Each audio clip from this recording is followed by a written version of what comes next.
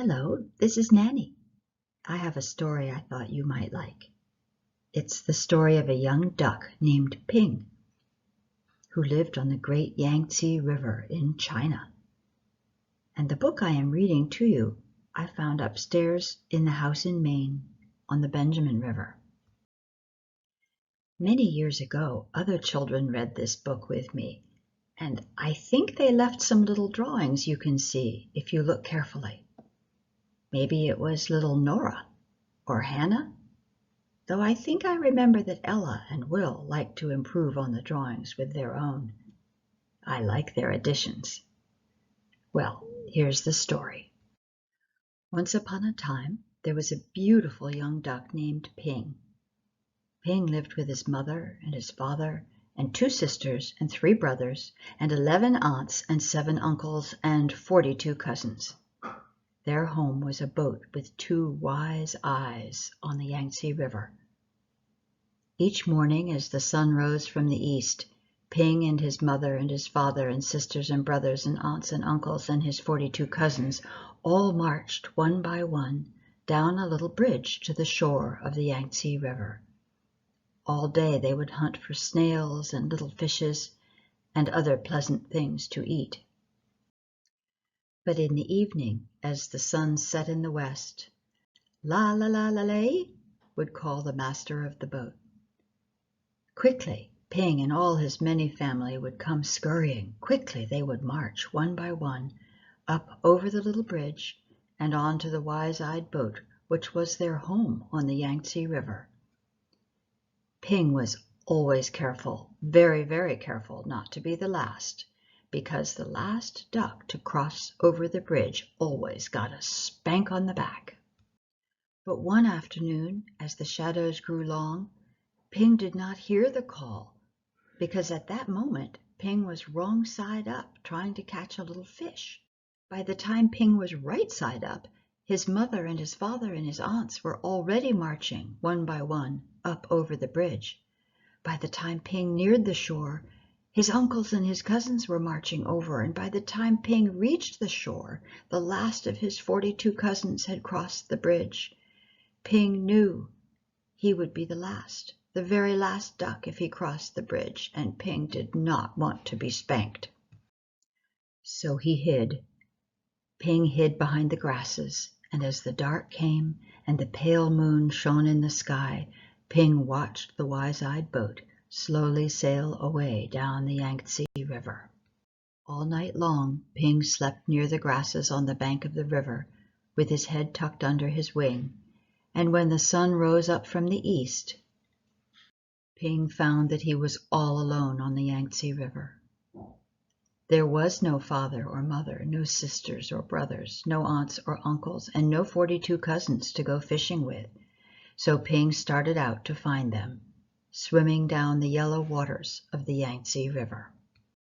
As the sun rose higher in the sky, boats came, big boats and little boats, fishing boats and beggars' boats, houseboats and raft boats, and all these boats had eyes to see with, but nowhere could Ping see the wise-eyed boat which was his home. Then came a boat full of strange, dark fishing birds. Ping saw them diving for fish for their master. As each bird brought a fish to his master, he would give it a little piece of fish for pay. Closer and closer swooped the fishing birds near Ping. Now Ping could see shining rings around their necks, rings of metal so tight the birds could never swallow the big fish they were catching. Swoop, splash, splash, the ringed birds were dashing here and there all about Ping. So down he ducked and swam under the yellow water of the Yangtze River. When Ping came up to the top of the water, far away from the fishing birds, he found little crumbs floating, tender little rice cake crumbs which made a path to a houseboat. As Ping ate these crumbs, he came nearer and nearer to the houseboat. And then, splash! There in the water was a boy, a little boy with a barrel on his back, which was tied to a rope from the boat, just as all boat boys on the Yangtze River are tied to their boats.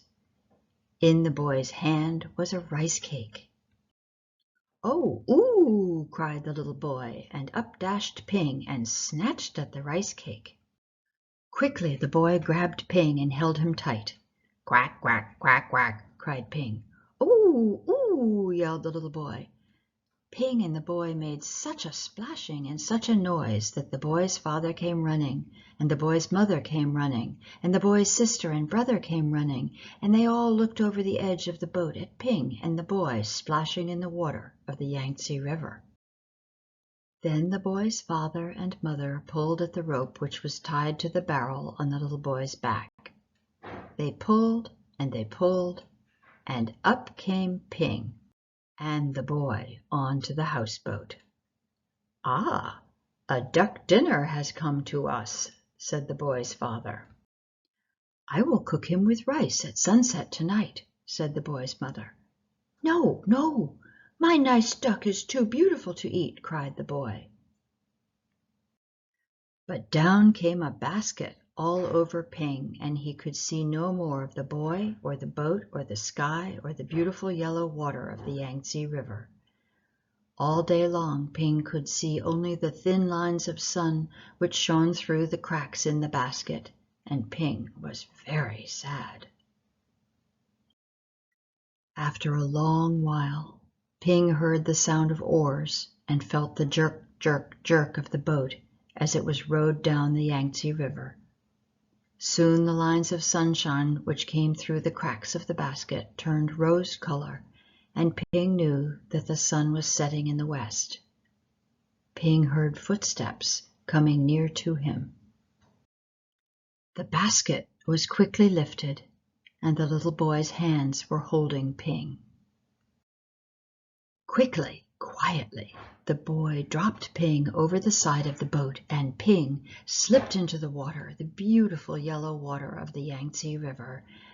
Then Ping heard this call, "La la la la lay."